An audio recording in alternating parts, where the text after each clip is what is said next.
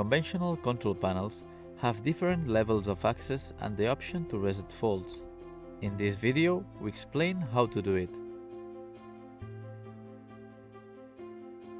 The first level allows us to stop the buzzer, but not the sirens. At access level 2, we can stop the sirens, remove the delays, disconnect the zones and put the zones in test mode.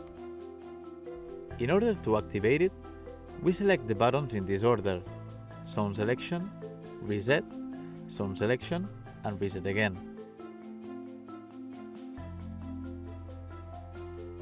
At access level 3, we can configure delays and check software versions and delay configuration.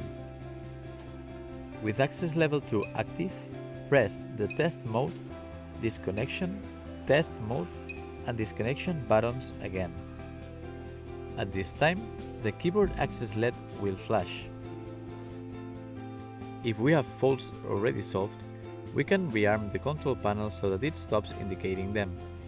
Press the zone selection button, then reset, then zone selection and reset again.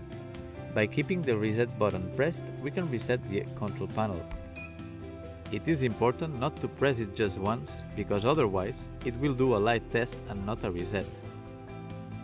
Extension control panels can be reset in the same way.